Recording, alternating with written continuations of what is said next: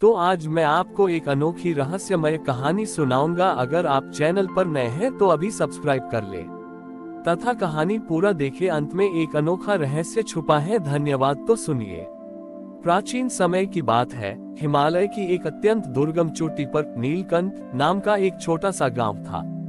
इस गांव में विप्र नाम का एक मूर्तिकार रहता था। विप्र की एक ही इच्छा थी कि वह महादेव की एक ऐसी मूर्ति बनाए जिसमें साक्षात शिव के दर्शन हो सके। उसने वर्षों तक पत्थर तराशे, लेकिन हर बार उसे लगता कि मूर्ति अधूरी है। कभी शिव की मुस्कान वैसी नहीं लगती, तो कभी उनकी आंखों में वह करुणा नहीं झलकती। एक रात विप्र ने तय किया कि वह तब तक अन्न जल ग्रहण नहीं करेगा जब तक स्वयं महादेव उसे दर्शन देकर अपनी सही छवि का ज्ञान न करा दे। कड़ाके की ठंड और बर्फीली हवाओं के बीच वह अपने औजार लेकर एक विशाल शिला के सामने बैठ गया। 7 दिन बीत गए। विप्र का शरीर निर्बल होने लगा, लेकिन उसकी साधना अटूट थी। 8वें दिन जब वह बेहोशी की हालत में था, उसे दूर से एक छोटे बच्चे के रोने की आवाज सुनाई दी। विप्र ने आंखें खोली और देखा कि एक छोटा बच्चा बर्फ में अकेला फंसा हुआ है और ठंड से कांप रहा है। विप्र के मन में दुविधा उत्पन्न हुई। यदि वह उस बच्चे की मदद करने जाता है तो उसकी कठोर साधना और महादेव की छवि को मन में उतारने का ध्यान भंग हो जाएगा। लेकिन विप्र का हृदय पिघल गया। उसने सोचा कि शिव तो दयालु हैं, वे एक बच्चे को तड़पता देख कभी प्रसन्न नहीं होंगे।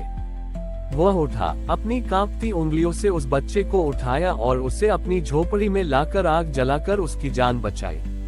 विप्र ने अपने हिस्से का आखिरी बचा हुआ थोड़ा सा दूध उस बच्चे को पिला दिया। जैसे ही बच्चे ने दूध पिया, उसकी आंखों में एक ऐसी चमक और संतोष दिखा जो विप्र ने आज तक किसी इंसान में नहीं देखा था। अचानक वह बच्चा लुप्त हो गया और पूरी झोपड़ी एक अलौकिक नीली रोशनी से भर गई। विप्र के सामने स्वयं महादेव प्रकट हुए। महादेव मुस्कुराए और बोले, हे विप्र, तू पत्थर में मेरी छवि ढूंढ रहा था, जबकि मैंने उस बालक के संतोष और तेरी करुणा में खुद को प्रकट कर दिया। जो जीव मात्र की सेवा के लिए अपना स्वार्थ और अपनी तपस्या त्याग देता है, उसे मेरी मूर्ति बनाने की आवश्यकता नहीं पड़ती, क्योंकि उसका हृदय स्वयं मेरा वासस्थान बन जाता है। महादेव ने विप्र को वरदान दिया कि अब उसकी बनाई हर मूर्ति जीवंत लगेगी। उस दिन विप्र को समझ आया कि शिव केवल कैलाश पर नहीं, बल्कि परोपकार और दया के हर कार्य में निवास करते हैं। महादेव के अंतर ध्यान होने के बाद विप्र के भीतर एक नई ऊर्जा का संचार हुआ। अब उसके पास केवल औजार नहीं थे, बल्कि महादेव का वह अनुभव था जिसने उसकी दृष्टि बदल दी थी।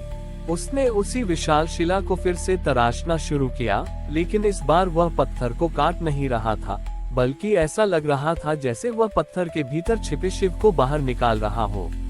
विप्र ने देखा कि जैसे जैसे वह छेनी चलाता, पत्थर से निकलने वाली धूल राख यानी भस्म की तरह महकने लगती। उसने शिव के चेहरे को तराशा तो उसमें वही सरलता दिखाई दी जो उस बालक की मुस्कान में थी जिसे उसने बचाया था।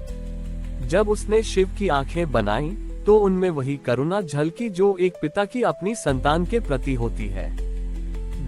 बड़ी ही धीरे मूर्ति पूर्ण होने लगी, लेकिन एक अद्भुत बात ये हुई कि मूर्ति से निरंतर एक धीमी गूंज सुनाई देने लगी, जैसे पर्वत के भीतर कोई ध्यान लगा रहा हो। गांव के लोग जब उस मूर्ति को देखने आए तो वे ठिठक कर रह गए। किसी को उसमें अपने खोए हुए प्रियजन की ममता दिखी, तो किसी को अपनी समस्याओं का समाधान। उस मूर्ति की ख्याति सुनकर दूर दूर के राजा महाराजा उसे अपने स्वर्ण मंदिरों में ले जाने के लिए आने लगे। एक शक्तिशाली राजा ने विप्र को स्वर्ण मुद्राओं की पोटली भेंट की और कहा कि वह इस मूर्ति को अपने विशाल महल के मंदिर में स्थापित करना चाहता है। विप्र ने शांत भाव से राजा की ओर देखा और कहा कि यह मूर्ति किसी महल के बंद कमरों के लिए नहीं बनी है। उसने वह मूर्ति गांव के उस चौराहे पर स्थापित कर दी जहां से गरीब, बीमार और राहगीर गुजरते थे। उस रात विप्र ने स्वप्न में देखा कि महादेव उसी मूर्ति के भीतर से मुस्कुरा रहे हैं और कह रहे हैं कि जहां भक्त का भाव शुद्ध होता है, वहां पत्थर भी प्राणवान हो जाते हैं। समय बीतता गया और विप्र बूढ़ा हो गया, लेकिन वह मूर्ति कभी पुरानी नहीं हुई। कहते हैं कि आज भी उस पहाड़ी गांव में जो कोई सच्चे मन से उस मूर्ति के पास बैठकर अपनी व्यथा सुनाता है, उसे ठीक वैसी ही शांति महसूस होती है जैसी विप्र को उस बर्फीली रात में महादेव के स्पर्श से हुई थी। विप्र ने सिखाया कि कला का असली उद्देश्य वैभव नहीं, बल्कि आत्मा का परमात्मा से मिलन है। हमारी और भी आध्यात्मिक एवं अनोखी कहानियां देखने के लिए हमारे चैनल पर जाएं तथा धार्मिक एवं पौराणिक अनोखी कहानियां हमारे चैनल पर है। कृपया जाके देखें तथा हमारे चैनल को सब्सक्राइब करके रखें और वीडियो लाइक जरूर करें। धन्यवाद।